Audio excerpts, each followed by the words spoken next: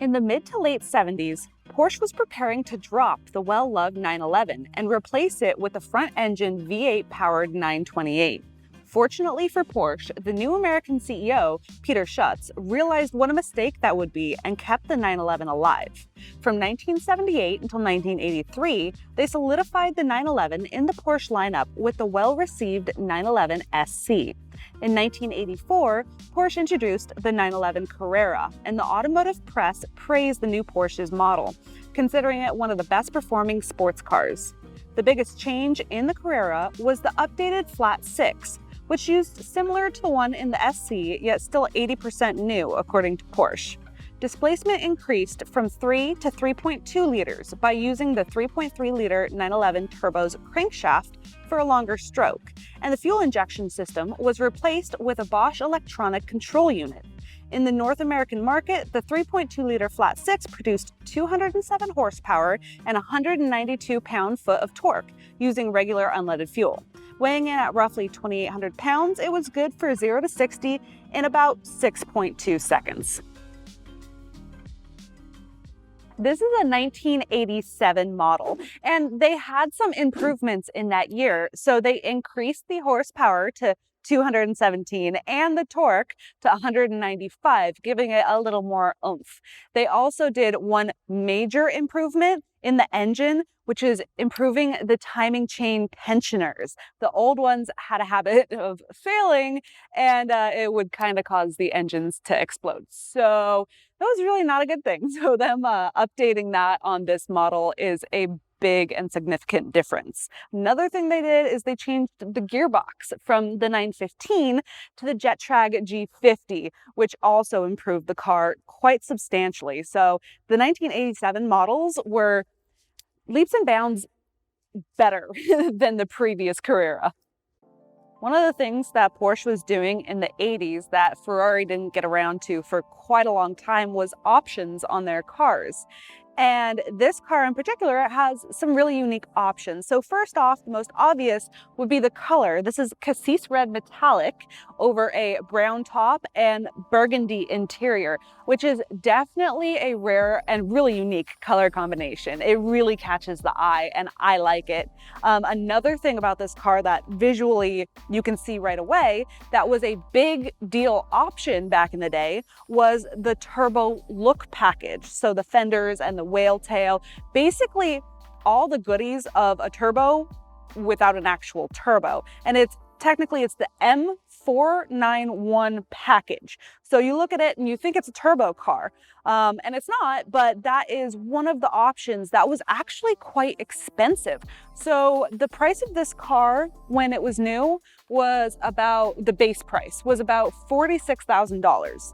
And the add-ons alone on this car, the turbo look package, was an additional $12,000, which is like 25% of the price of the car alone. And then there's things like the power windows and power seats and stuff like that, the power convertible top. So the whole total price on this car when new was about $67,000.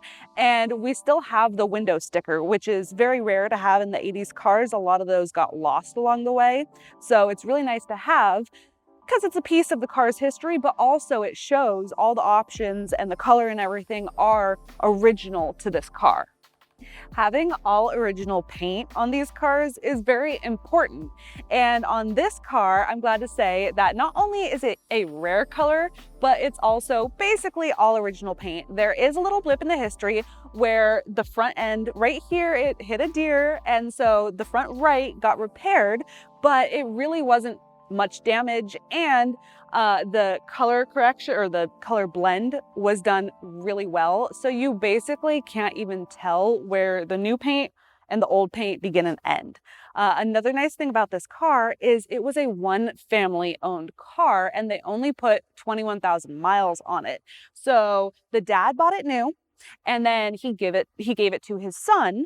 And so it's been in the same family. We know the history from new. There's no surprises, nothing like that.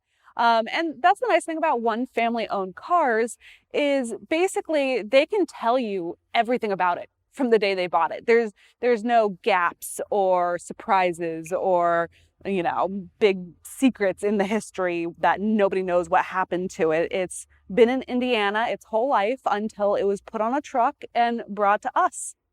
Most of the cars that we have in our videos are cars that I have on consignment and that I'm selling.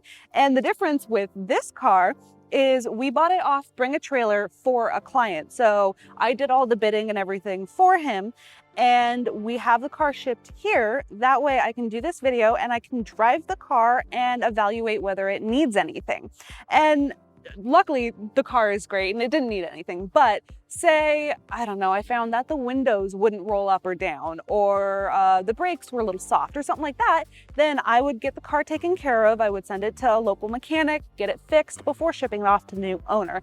And that's one of the things that I like to do as part of my job, is not only sell cars, but help clients in the process. It's one of the perks, plus, I get to deal in wonderful cars, which is always nice. I've been a Ferrari person my whole life, and while I have sold lots of Porsche in the past, I've been dealing in a lot more recently. And the one thing I find is they are usually really comfortable cars, and for the most part, they have really good visibility, which is not something I can say about all the Ferraris and Lamborghinis we deal in, but it's really nice. It makes them very user-friendly. Also, another thing about the specific car that I liked is it doesn't have power steering. So on the corners, because it's low and wide, it really sticks and it corners really well, which was a lot of fun to drive around, especially since we did a little windier route. So, it was a lot of fun taking those corners.